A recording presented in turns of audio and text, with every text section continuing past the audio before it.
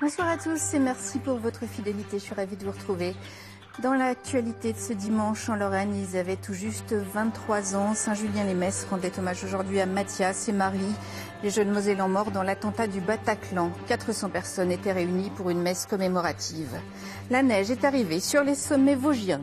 Une couverture blanche qui se maintient au-dessus de 700 mètres d'altitude. De quoi faire déjà le bonheur des passionnés de glisse qui ont chaussé les skis de fond dès aujourd'hui. Et comme chaque week-end, il y a du sport. C'est Pascal Zudas qui nous donne le programme. Nous sommes à la Perle des Vosges ce soir pour parler judo. Dans la page sport, nous reviendrons également sur les résultats mi-figue, mi-raisin des équipes lorraines en lice ce week-end. Une journée d'hommage était donc organisée aujourd'hui à Saint-Julien-les-Metz pour Marie et Mathias, le jeune couple décédé au Bataclan. Depuis 8 jours, leur jeunesse et leur sourire tournent sur les réseaux sociaux. Dans la commune d'où était originaire la jeune femme, l'heure était au recueillement. Grégory Boileau et Guy Souter. Au cœur de l'église, ce portrait de Mathias et Marie, une photo qui a fait le tour du monde. Un couple jeune, amoureux, et dont le destin aura basculé lors de la terrible attaque du Bataclan. Ce matin à Saint-Julien-les-Metz, près de 400 personnes sont venues assister à cette cérémonie en leur mémoire. C'est toute une communauté chrétienne qui, ce jour, va prier avec vous, en communion avec Marie et Mathias et tant d'autres qui ont été fauchés au printemps de leur vie. Tous les deux avaient 23 ans et étaient originaires de Moselle. Marie Loche de Saint-Julien-les-Metz et Mathieu Dimarski d'Ancy-sur-Moselle. En couple depuis 5 ans, ils s'étaient installés récemment à Paris. Et aujourd'hui, amis et anonymes tenaient à leur rendre un dernier hommage. Ils étaient joyeux, ils étaient pleins de vie, ils étaient spontanés et ils profitaient de chaque instant. C'est un peu cliché de dire ça, mais c'était vraiment le cas. On est en colère, je crois qu'on est en colère et elle n'est pas morte pour rien. Et le combat continue, voilà, c'est tout. Nous sommes de Saint-Julien et il fallait qu'on soit là, c'était normal. Voilà, avec beaucoup d'émotion, bien sûr, beaucoup de partage. Une journée d'hommage et de recueillement. L'église est restée ouverte jusqu'en fin d'après-midi pour accueillir tous ceux qui souhaitaient y déposer un mot, une bougie ou des fleurs. Fini l'été indien, l'hiver est bien là avec ses premiers flocons. Dès hier après-midi, plusieurs centimètres de neige sont tombés dans les Vosges. L'occasion pour les plus courageux de faire dès aujourd'hui les premières balades en raquettes ou à ski de fond. Jean Baudin et Jean-Pierre Petitcola. À vos bonnets, vos anoraks et les gants bien sûr, en gros flocons, la neige est de retour. Sur le massif vosgien, avec un peu plus de 20 cm d'épaisseur par endroit, du côté des Trois Fours, c'est l'occasion de s'amuser, de sortir en famille. On est en raquette, on en profite. Les premières neiges, donc voilà. C'est la balade. C'est la balade du dimanche. Le fait qu'il y ait autant de neige dans les Vosges à cette période, c'est assez surprenant, mais on a fait avec, hein, on est tout à fait ravis, hein, parce que c'est ce qu'on aime aussi. C'est formidable. Ouais. Donc on en profite comme si c'était Noël presque. Ouais. C'est super bien, ça fait une atmosphère super bien, super jolie. Si pour le moment les remontées mécaniques, elles, sont à l'arrêt, les stations sont fermées, les premiers skieurs de fond font leur apparition. Pas question pour eux d'attendre davantage. La neige est encore un peu légèrement humide avec tout ce qu'il y a, la pluie qui est tombée, mais ça commence à se ressaisir et ça commence à être intéressant. Pour l'instant, il est encore difficile de skier correctement, mais il ne peut pas y avoir de meilleures occasions pour fouler les pistes. Il y a peu de monde et tout est gratuit. Côté usager de la route, il faut être prudent. Avec les premières neiges arrivent les premières glissades. Ça glisse pas mal pour monter. Puis on n'est pas très bien équipé parce que les pneus hiver, on les avait pas montés. Donc là, ouais, ça s'impose. Il a neigé environ 15 cm là, au niveau du col, avec pas mal de vent ce matin et puis des formations de plongeurs. Donc les lames s'imposent. Ah oui, là, depuis hier, ça s'impose. Du froid et des précipitations neigeuses, il devrait y en avoir encore. Il manque simplement les bonhommes de neige, mais ça, c'est pour bientôt. Et si la neige continue à tomber, les premières pistes pourraient ouvrir le 4 décembre. C'est ce qu'annonce la station de Gérard May au conditionnel sur son site internet. Apportez vos vieux objets, on vous les répare. C'était l'idée originale du village du réemploi aujourd'hui à Nancy à la Pépinière à l'occasion de la semaine européenne de réduction des déchets, associations et artisans. étaient mobilisés pour soigner tous les objets malades qu'on leur apportait, du grippin au vélo. Et on passe au sport à présent et on retrouve Pascal Zudas à Gérardmer. Avant de parler judo à Gérardmer où se déroule la 13e édition du tournoi de la Perle des Vosges, un mot de football. Vendredi, l'AS Nancy-Lorraine s'est déplacée à Créteil pour le compte de la 15e journée de Ligue 2. Les Nancéens se sont imposés 3-0. Début signé Dallet et Roby, qu'une 8e victoire avec la manière qui satisfait complètement l'entraîneur de l'AS Nancy-Lorraine. On écoute Pablo Correa. Certes, je pense qu'il y a eu une domination, mais si on n'a pas été inquiété, c'est parce qu'on a fourni un bon travail, autant dans la récupération du ballon que dans la sortie. On a laissé très peu à cette équipe de Créteil. C'est sûr que le résultat il nous convient énormément, mais je ne suis pas sûr que c'était le meilleur moment pour jouer au football, même si on dit que le spectacle il doit continuer. Voilà, c'est difficile. Nancy victorieux vendredi, Metz défait samedi à domicile face à Auxerre. Les Messins sont passés totalement à travers de leur match. Deuxième défaite de l'année à Saint-Symphorien pour les Grenats. C'est en appliquant son schéma de jeu à la lettre qu'Auxerre a mis la main sur la rencontre appliquée et solide défensivement. Les Bourguignons n'ont laissé aucun espace aux Grenats. Et c'est donc fort logiquement que l'AGIA a ouvert le score par Diarra à la 32e minute.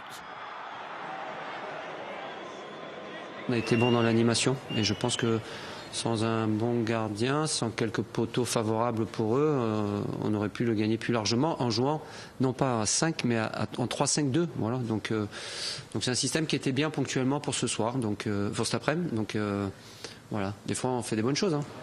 En seconde période, les Auxerrois ont appliqué le même plan de jeu, 45 minutes, d'un scénario bien ficelé au cours duquel les Bourguignons n'ont jamais été inquiétés. Auxerre aurait même dû alourdir le score sans un bon portier messin, parfois assisté par un brin de réussite. Score final 1-0 pour Auxerre, qui inflige une deuxième défaite de l'année à Metz, à Saint-Symphorien. Ils ont peut-être le droit de passer à côté. Ça peut arriver pour tout le monde. On ne va pas ici faire un drame national d'une défaite, ok ? Mais on s'explique. Et moi, je suis très, forcément, frustré. Et je ne peux pas dire ça ira mieux la fois prochaine. C'est pas comme ça que ça marche. C'est pas comme ça que ça marche. Donc, j'ai toujours autant confiance dans ce groupe. Il faut juste se rappeler que c'est par la bonne attitude individuelle qu'on arrive à avoir le bon comportement collectif. Metz doit vite rebondir. Cela passe par une victoire vendredi contre Bourg-en-Bresse. Metz perd donc la première place du classement de Ligue 2. Les Mosellans sont désormais à 2 points du leader Nancy qui prend la première place au bénéfice du goal average sur Dijon. En basket, le SLUC a subi sa 7e défaite de la saison hier en proie face à Monaco. Le score 80-81. Les Cougars ont pourtant eu les balles de match. 5 tirs pour la gagne, 5 shoots qui ne rentrent pas. Encore une fois, la roue du destin n'a pas tourné en faveur des Cougars. Ces 5 tentatives avortées dans les ultimes secondes du match, c'est tout un symbole de ces débuts de saison ratés des Cougars. 8 matchs, 7 défaites, jamais très loin, petit point face à Monaco, 80-81, mais comme d'habitude dans ce début de championnat, encore perdu.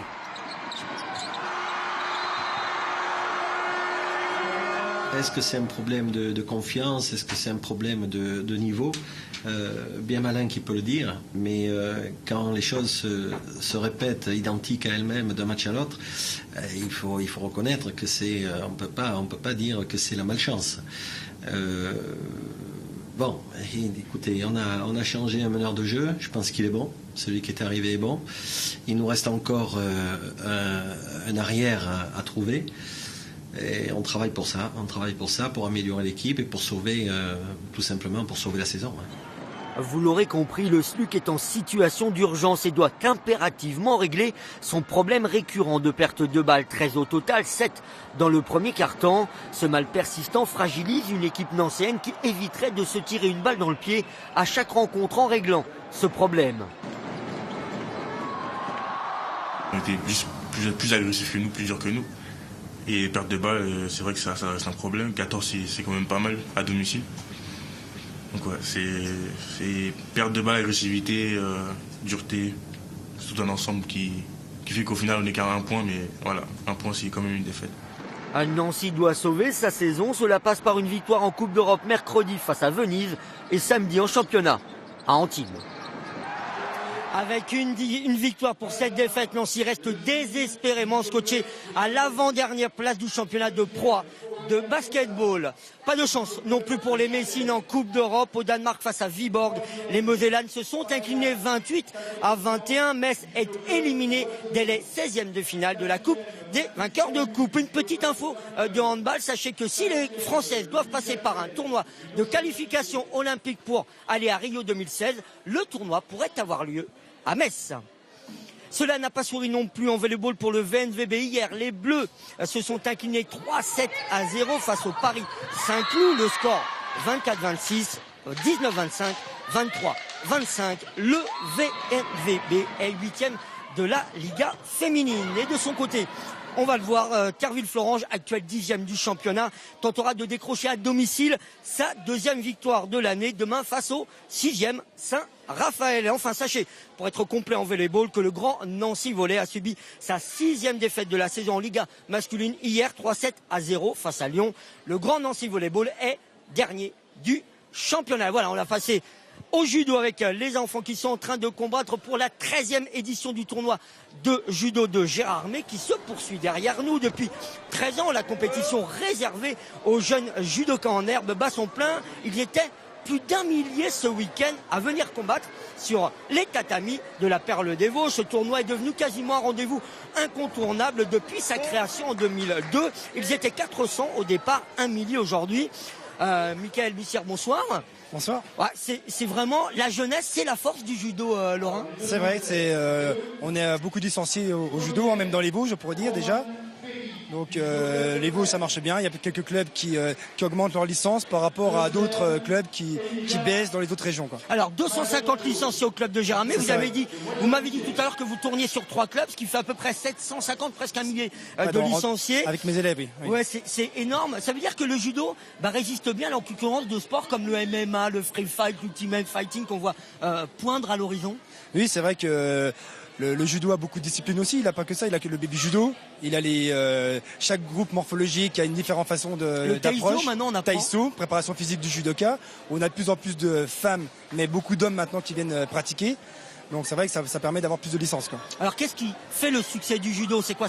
C'est ludique, c'est aussi un art martial dans l'esprit. C'est vrai que c'est un sport où au niveau motricité, on est vraiment fort, on est pas mal. Mais il y a de la discipline, il y a du respect. Il y a le code moral de la vie qu'on peut retrouver comme dans le sport, un peu dans le rugby, mais le judo, je pense, est encore plus présent. Et je pense que les parents, ils recherchent beaucoup ça aussi, les valeurs de la vie, quoi. Alors justement, vous qui êtes enseignant 4e dan de judo, il faut le dire, vous m'avez dit que vous allez tenter le 5e peut-être cette année, si vous avez le temps. Pour donner envie de débuter au judo, qu'on ait 4 ans ou 75 ans, ce serait quoi l'envie? Eh ben, l'envie, donc, pour les petits, c'est vrai qu'à 4 ans, faire des jeux sur un tapis de judo, faire des roulades, ramper, tout ça, dans ce sport, on peut pas le faire. Après, maintenant, c'est vrai qu'on a de plus en plus d'anciens aussi qui reviennent au judo, jiu-jitsu, parce qu'ils peuvent faire du jiu-jitsu, c'est un peu moins dur. Et moi, dans mes clubs, j'ai beaucoup de plus de 40 ans. J'ai un gros public de plus de 40 ans, avec mon ancien, il a 65 ans, voilà, le dernier, quoi. Voilà. Eh bien voilà, merci en tout cas d'avoir accepté notre invitation et de nous avoir reçus sur ces tatamis de Gérardmer. Ce soir, nous restons dans les Vosges avec la victoire des Guémiots sur Strasbourg en Ligue Magnus de hockey sur glace. Hier, les Spinaliens en orange sur ces images se sont imposés 4-3, menés au score à l'issue du premier tiers-temps. Ils ont renversé la tendance de le 2e et 3e tiers-temps. Épinal signe une 7e victoire de la saison qui conforte sa 3e place dans le championnat de Ligue Magnus de hockey sur glace. Et il y avait aussi du back and run à Messin ce dimanche, la première manche du challenge de Ligue Lorraine. 123 équipes ont pris le départ de l'épreuve organisée à Messin par le club de triathlon de 9 maisons. Au programme 3 boucles de 4 km. De belles équipes, on le voit sur les images. Prochain rendez-vous à Vittel le 10 janvier 2016. Et de Messin, nous prenons la direction de l'Argentine. Enfin, presque. Le 2 janvier, 3 Lorrains vont prendre le départ du 38e Paris-Dakar. Parmi eux, un novice, Stéphane Gourlia. Pour sa première participation, le motard meurthe mosellan ne rêve que d'une seule chose, franchir la ligne d'arrivée à l'issue des 13 étapes. Son portrait est signé Johan Rodier, Sébastien Roch, le montage Thierry Mahut.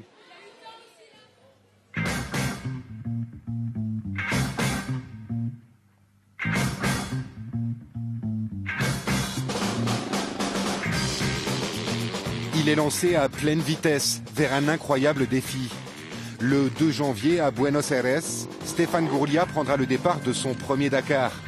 Un rêve pour ce jeune quadra meurthe-et-mosellan qui a enfourché sa première moto à l'âge de 15 ans, l'aboutissement d'un projet qu'il mûrit depuis 3 années.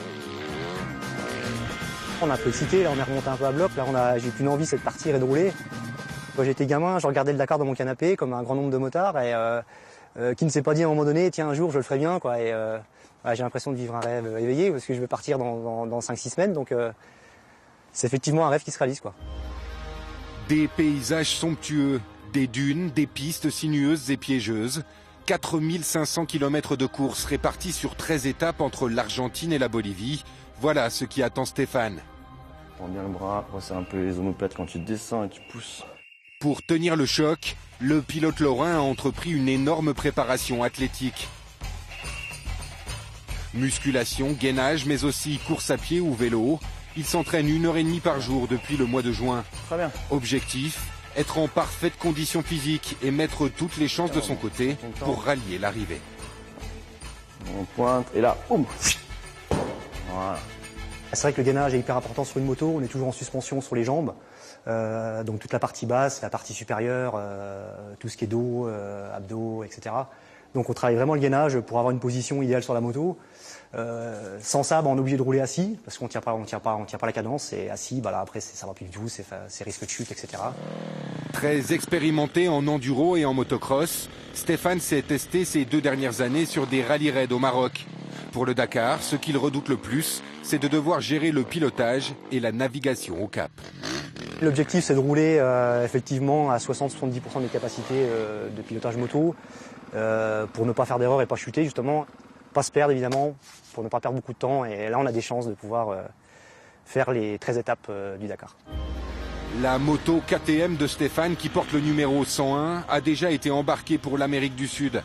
Il la retrouvera sur place fin décembre, avec la folle envie de la mener jusqu'à Rosario, le 16 janvier. Et on continue à vous faire voyager avec ces 3 Lorrains qui s'apprêtent à partir pour la Guyane. Une expédition particulière car ils vont y chasser les images et les sons de la forêt amazonienne. Jean-Philippe Tranvoise et Frédéric Madier les ont rencontrés quelques jours avant leur départ. Penchés sur la carte de la Guyane, voici les 3 aventuriers lorrains. Dans une semaine, ils seront en Guyane, une aventure qui a commencé par un échange, une discussion. Je connaissais Marc depuis un bon moment et moi j'ai toujours eu envie de partir en Amazonie. Et donc en discutant, il m'a dit que tiens, j'aimerais bien y retourner. Donc je lui ai dit, écoute, moi aussi. Marc, c'est lui, avec son casque sur les oreilles et ce drôle de micro, ce chasseur de sons va écouter l'Amazonie. Les sons produits par les animaux essentiellement, parce que là-bas on a une densité de vie très très importante dans la forêt. Donc beaucoup d'insectes, d'amphibiens, de mammifères également. La 3e de la bande est hydrobiologiste mais aussi photographe subaquatique. Elle plonge donc avec ce caisson étanche pour capter la vie sous-marine.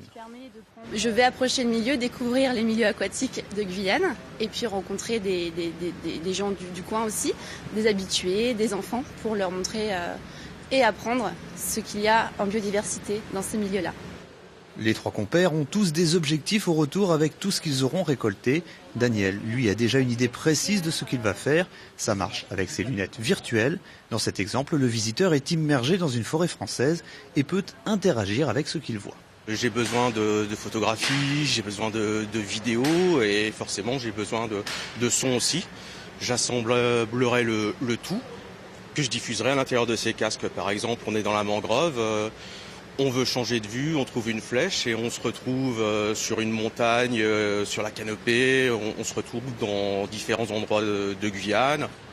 Départ prévu le 25 novembre pour 4 semaines d'expédition au cœur de la Guyane. Une expédition à suivre sur Facebook sur la page Expé sous la canopée.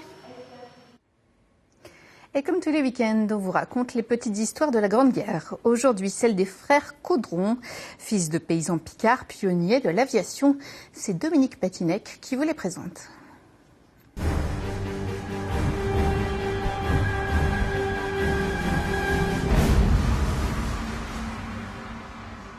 C'est un monument tout simple, au bord d'un champ. 2 ailes déployées, prêtes à s'envoler.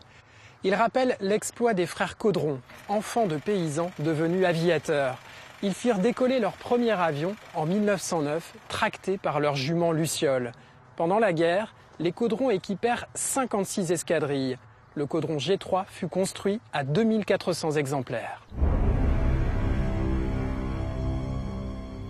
Les frères Caudron fabriquent des appareils qui plaisent beaucoup à l'armée. Leur spécialité, l'observation. Il faut épier l'ennemi, diriger les tirs d'artillerie. Le Caudron se distingue pendant la bataille de la Marne. L'avion n'est pas très rapide, mais maniable et idéal pour les pilotes peu expérimentés. Seul problème, l'usine Caudron, située à Rue, sur la côte picarde, est trop proche du front. La production est transférée à Lyon et ici les Moulineaux.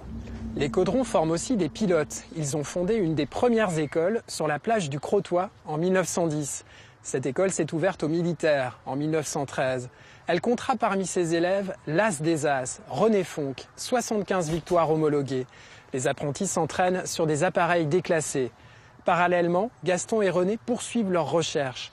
Gaston se tue aux commandes d'un nouvel appareil en décembre 1915. Ce monument, la chute d'Icare, honore la mémoire des frères Caudron. La mort de Gaston n'a pas sonné le glas de l'entreprise. Après la guerre, les avions Caudron se lancent dans la chasse au record. En 1919, Jules Védrine pose son biplan G3 sur le toit des Galeries Lafayette à Paris. Cet exploit étonnant lui vaut une récompense de 25 000 francs.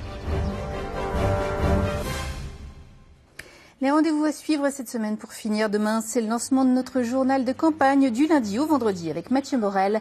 À quoi ressemblera la grande région une fois ce vote établi? Quelles seront ses compétences, ses grands projets? Les réponses dans le 19-20 Lorraine. Mercredi, c'est la journée de lutte contre les violences faites aux femmes. France Télévisions s'y associe. À cette occasion, reportages et témoignages dans nos éditions. C'est la fin de ce journal. Très bonne soirée. Retrouvez toute votre actualité régionale sur l'application